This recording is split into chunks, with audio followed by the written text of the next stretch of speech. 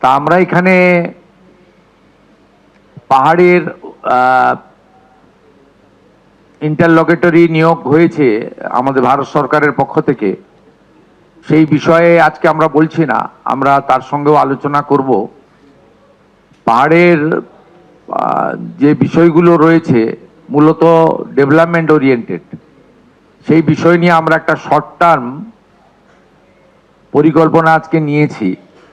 সেই পরিকল্পনার অন্তর্গত আমাদের যে 4টি পুরসভা রয়েছে তার মধ্যে দার্জিলিংয়ে ইলেকটেড বডি রয়েছে, বাকি 3টেতে আমাদের প্রশাসক হিসেবে পলিটিক্যাল লোকেরা ছিল, সেখানে আমরা মহকুমা শাসকদের প্রশাসক হিসেবে দায়িত্বভার অর্পণ করেছি। আমরা চাই পাহাড়ের মানুষ তাদের যে নাগরিক পরিষেবা এবং উন্নয়নের যে অধিকার সেটা তারা পাক।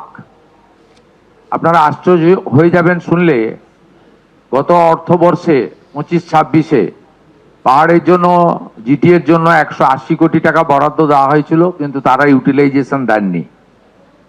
2026-27-এ 170 কোটি টাকা বরাদ্দ বাজেটারি প্রভিশন রাখা হয়েছিল, কিন্তু অ্যানুয়াল অ্যাকশন প্ল্যান না দেওয়ার জন্য তারা 1 টাকাও নিতে পারেননি। এর ফলে জিটিএর কাছে হোম ছাড়া, পুলিশ ছাড়া যে দায়িত্বগুলো অর্পণ করা আছে সেই কাজগুলো কিন্তু তারা কোনোটাই করতে পারেননি বা করার ইচ্ছা তাদের নেই। আমরা দ্রুততার সঙ্গে GTA principal secretary Shama Parveen মহোদয়াকে আমরা বলেছি যে স্থানীয় সাংসদ বিধায়কদের সঙ্গে পরামর্শ করে এবং যেগুলো প্রয়োজন রয়েছে স্কিমগুলো দ্রুততার সঙ্গে পাঠানোর জন্য। আমরা মিউনিসিপ্যাল অ্যাফেয়ার্সের সেক্রেটারিকে বলেছি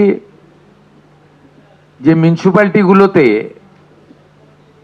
আমাদের যে বেসিক মিনিমাম এমিনিটিস অর্থাৎ drinking water, road, health system, education এবং স্ট্রিট লাইট থেকে শুরু করে, পার্কিং থেকে শুরু করে, বাস স্ট্যান্ড থেকে শুরু করে আমাদের অন্যান্য যা রয়েছে ট্যুরিস্ট স্পটে ট্যুরিস্ট এমিনিটিস, এই বিষয়গুলো পুলিশ এবং অন্যান্য ডিপার্টমেন্টের সঙ্গে কোঅর্ডিনেশন করে ইমিডিয়েট করতে।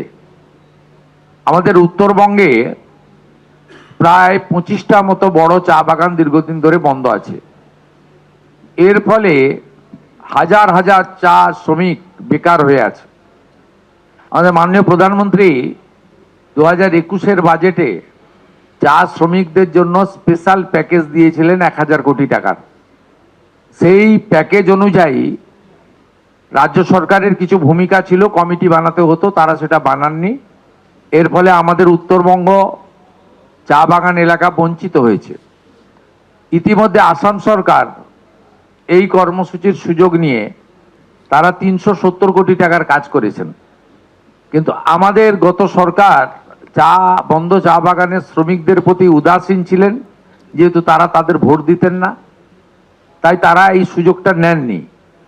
আমরা টি বোর্ডের deputy chairman is mister Murugan সাহেবকে এখানে ডেকেছিলাম, তিনিও এখানে আছেন। তাকে অবিলম্বে আসামে ভিজিট করে এখানেও চা শ্রমিকদের যে কর্মসূচি মাননীয় প্রধানমন্ত্রী নরেন্দ্র মোদীজির ড্রিম প্রজেক্ট, এটা কার্যকর করার জন্য বলেছি। এবং পাহাড়েও যে 10 থেকে 12টি চা বাগান বন্ধ আছে, সেখানেও 10,000-এর বেশি শ্রমিক কষ্টে আছেন, তাদেরকেও এই প্যাকেজের আওতায় আনতে পারি। ভারত সরকার আমাদের আমাদের মাননীয় মন্ত্রী পীযূষ গোয়েলজি বলেছেন যে 300 কোটি টাকা পর্যন্ত তারা এই অর্থবর্ষে, আমরা যদি প্রপার গাইডলাইন ফলো করি, দিতে পারেন।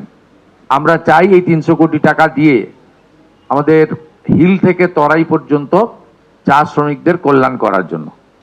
আমাদের গতবারে যে ডিজাস্টার হয়েছিল তাতে 100টা মতো বাড়ি আমাদের ভেসে গেছিল বা তারা শেল্টারলেস হয়ে গিয়ে এখনো তারা কমিউনিটি হলে রয়েছে।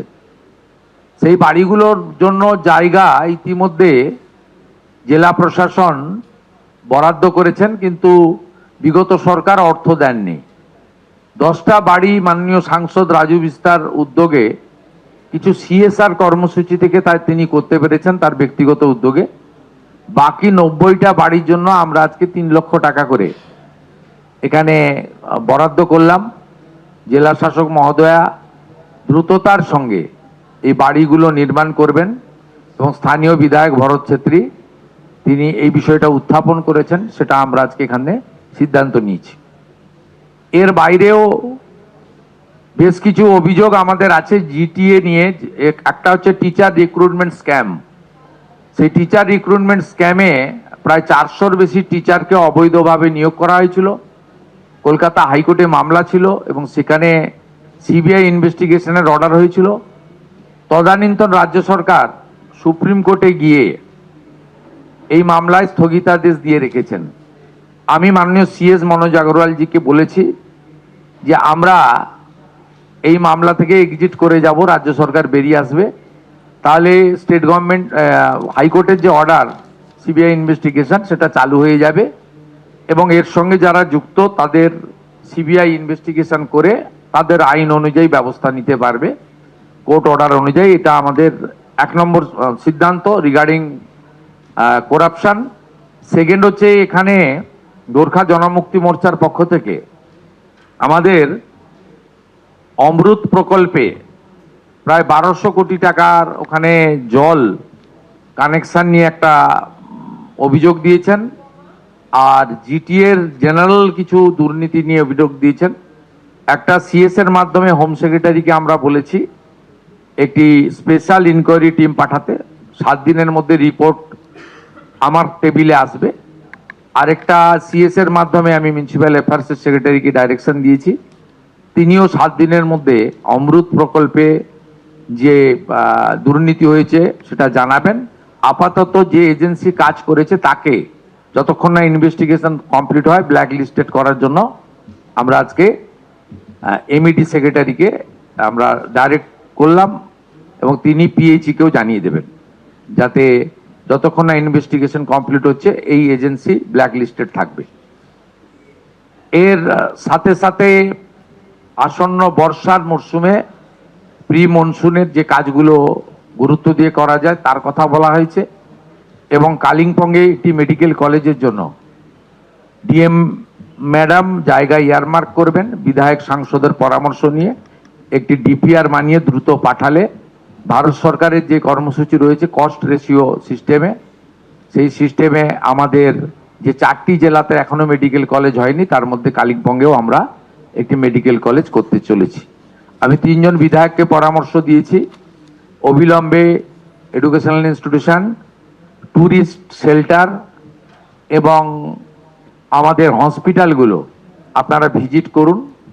যেখানে যেখানে যেগুলো দরকার, বিশেষ করে হেলথ সেক্টরে ডক্টরস থেকে শুরু করে সিনিয়র নার্স, জুনিয়র নার্স থেকে শুরু করে হেলথ মডার্ন ইকুইপমেন্টস যেগুলো আমরা এক্ষুনি দিয়ে দিতে পারি উইদিন ফর্টনাইট, তার জন্য তালিকা তৈরি করে তারা থ্রু ডিস্ট্রিক্ট ম্যাজিস্ট্রেট হেলথ ডিপার্টমেন্টে পাঠাবেন, সেটাও আমরা করব।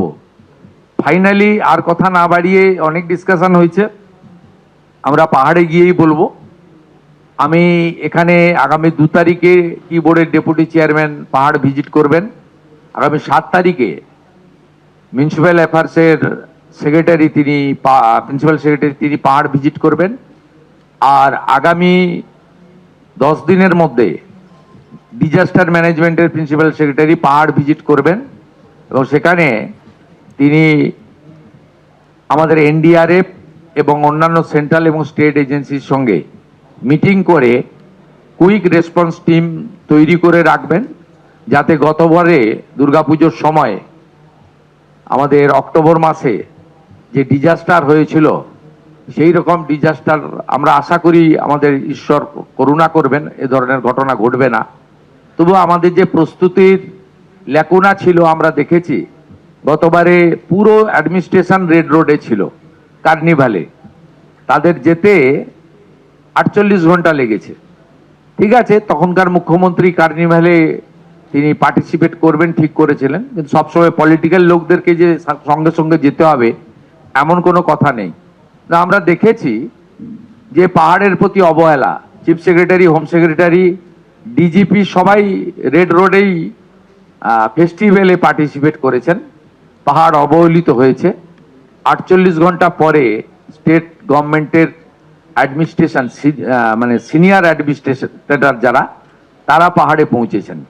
তাই এই ধরনের ঘটনা যাতে পাহাড়ের সঙ্গে না হয়, এটা দেখা আমাদের কর্তব্য। সেই জন্য ডিজাস্টার ম্যানেজমেন্ট সেক্রেটারি এখনই যাবেন এবং প্রিপারেশন নেবেন।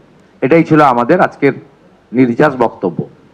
এবিপি আনন্দ, এগিয়ে থাকে, এগিয়ে রাখে।